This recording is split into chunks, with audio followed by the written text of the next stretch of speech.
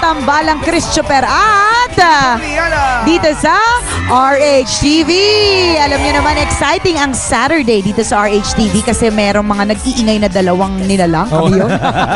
Dalawang alien. Na dating napapakinggan nyo lamang madalas sa 90.7 Love Radio, pero ngayon meron ng TV show. Corrected by at napapakinggan rin sa DZRH. Ayan, ngayon meron na naman tayong espesyal na bisita, Christopher. And excited din tayo sa bisita natin ito kasi sobrang controversial din ang pagkatao nito, lalong-lalo na pagdating sa relationships. Correct. At balita ko ang topic natin ngayon medyo May-December love affair kasi may age gap na eksena. O, diba? Pili mo nga, punong-puno ng struggles, punong-puno ng intriga. At punong-puno ng kaseksihan.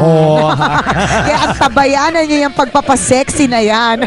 Nakaka-lurk ang guest natin ito sa madaling salita. Siyempre, makakapiling natin walang iba kundi si Mystica. Yan ang ating makakasama. Thank you so much for inviting me here. Of course. Thank you kay Attorney Ton para siya ay nag-invite sa akin. Correct. Alam mo yun si attorney. I can't believe it's a surprise. Kayo pala ang nandito. Wala akong kaano. Actually, wala akong kaalam. Kung naalala mo lang din, partner, tsaka si Mystica, di ba long time ago din, parang 2003, 2004. Nung nag-start pa lang tayo sa radio. First time tayo nagkaroon ng TV show din, sa Channel 9 naman yun. Oh, Nag-guest din siya. Naalala ko lang bigla. Split pa ako noon. Correct! Tama. Nagsisplit-split pa siya ng bonggang-bongga nung panahon na yan. Ngayon ba hindi na nagsisplit si Mystica? Sa private na lang.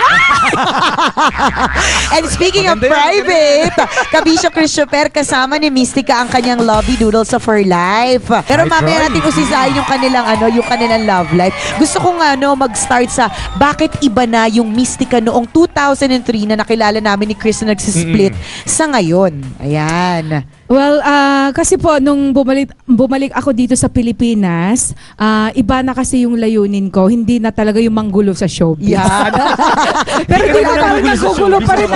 Pero sabi ko, hindi pa rin maiwasan yung magsuot ako ng wig, ng hair. Kasi Mystica pa rin ako. Correct, character mo yan. Yes, and I owe that to my audience, o kaya mga fans ko. Diba? Tsaka ayaw namin ng Mystica na hindi colored ang hair at hindi ma-arty-arty. Tama. Doon ka kasi nakilala. Opo. Pero yung sabi ko kasi na iba na, so nagpatayo po ako ng Mystica Charity Foundation. Diba? And then naging managing director na rin po ako ng isang international na company which is Better Globe. Diba? So Spell I'm representing I'm representing Philippines at saka Asia. So diba? Not just the Philippines but also Asia. Opo. So ngayon, hindi naman pwede nakikipag-away ulit ako sa showbiz. Nag-split lagi sa private na lang. Private show. Gusto ko yan. Kayo naman, iba na sa utak nyo. Private event. Ayan, na talagang, private functions. Yan, private function. Iba na sa utak nyo kayong sinabi ng private. Kaya talaga, hindi. Pag yung talaga special request, di ba, yung mga ganun, hindi pa rin nawawala yun. Pero in public, iba na yun. Kasi iba na yung pinoportray kong image. Ang tanong, what pushed you na portray ng bagong image? Ano yung parang nag-cause ng parang biglang pagbabago? Kasi po, di ba, I'm already 44. Hindi halata. Hindi halata. Pinoportray ko ngayon ni 23 kasi 22 siya. Pati ko na talaga nagsabi. That's time is two of his age, 22 and 44. Wow, galing mag-add. Mamaya natin pag-usapan yun. Ito mo sa inyong dalawa. 22, 44. Half my age, di ba? So, I mean, siguro yung 5 years na showbiz life ko dito, tama na yon yung ganong image. So pagbalik ko dito, sabi ko, kung may mga roles naman na ibibigay sa akin pero medyo medyo level na ng edad ko. Mas mature naman nakakahiya sa mga apo ko, bilang dalawa yung apo ko, di ba? Para at least kahit papano, bigyan naman nila ako ng respeto dahil may iba na kasi yung karespeto, di ba? Correct. Tama naman. So, pero kahit naman nun, respeto ka pa rin. Kumbaga, naiintindihan naman ng tao na karakter mo lang ganun ba? Oy, totoo kaya!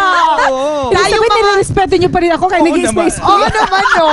Tayo mga artist nagkakaintindihan. Tayong mga artist. Tayo lang, pero yung iba. Diba? Hindi nila naintindihan yun. Iba yung iniisip nila. Yes. Every time mag-split kami, ibig sabihin yun. Po. Kaya mahirap na, diba? Kaya kailangan ibahin na rin natin yung ating pananaw sa buhay. And it's a good thing. It's a positive change, diba? Yes, ay, bongga. Nabanggit ni Mystica yung foundation. Ano yung foundation? Ano yung ginagawa nyo dito? Kasi yung ito ba foundation ng mga kalalakihan ba ito? Correct, o foundation Ng mga Kasi bata, ano? kung Mga bata, kalalakihan, mga matatanda, mga persons with disabilities, mga dun po. At saka environmental. yan yung mga tinutulungan Yes. mo. Opo. Okay. So, hindi ko lahat masabi dito. So, kung puntahan nila ang mysticacharityfoundation.org para makita po nila. mysticacharityfoundation.org. Yun po. Ayun. Makita Try nila niyo pong kung anong i-visit yun mga details. kaibigan. Para malaman natin Kung yung anong mga karagdagang ginagawa ko. detalye. Yung sa Ayan. environmental, isa naman, ano yung... Okay, since ako rin po ang managing director ka nga, so kailangan din po na yung advocacy ko about environment, magtanim ng puno. We have to plant trees. Kasi ang aim po ng Better Globe is to plant 8 billion trees in 20 years. So, Pangilang year na tayo, no? Na ng Better Globe. Bali, ang Better Globe, it's 7 years. On the 7th year na sila. So, Alright. I mean, they're already, marami na silang tinanim. And each time na nagtatanim kami sa Kenya, nagtatanim din po kami sa Pilipinas. Ay, Nakatuwa ka naman, Mystica, no? Sino mag-aakala na dating parang iniisip lang talaga ng ordinaryong tao, ang Na alam mo lang parang, mag-split ng mag-split. Correct. May magkakaroon pala ng mas malalim na adhikain. At Correct. ngayon may mas malalim na pag-ibig. Wow! Kaya nga po sinasabi ko na nagbago ng mystic or whatever, iniiwasan ko na yung controversy. Kaya lang, when it comes to pag-ibig naman, I thought na kailangan ipaglaban ko din. Kasi naging issue rin kasi ito sa boss ko. Kasi nung first time na nag-audition siya, tapos ang galing niyang sumayaw. Kaya nakaisip tuloy ako ng pelikulang Querido nga, yung macho dancer ang role. And then later on, nung practice na sa bahay, after that, hindi na siya umuwi. Ay! Nawili. Oo, nag-enjoy. Natuwa. Ako naman po, of course, sabi ko, baka mamay nag-aantay yung girlfriend mo or asawa mo or walang baby mo, may mga anak or whatever. Pero sabi niya, kung meron akong asawa at mga anak, bakit ako nandito? Hindi pa ako. So, he has proven me talaga. So, lalo humaba yung hair Hair mo, mo. Mystica. Ayan, kung meron pa nga mas mahaba sanang wig na ganito. I'm sure, mas mahaba talaga. So, paano kayo nagkakilala? Because he auditioned. Yeah, he auditioned po. And Kasi then, may balak kang gumawa ng isang pelikula. hindi po. Nung Ano, nakita paano? ko, dahil marunong palang sumayaw as a macho dancer, hindi siya macho dancer. O yun natatanong yung macho dancer ba siya? Pero Or hindi. Pero sinabi niya, well, ang talent ko po ay sexy dancing. Sabi, ha?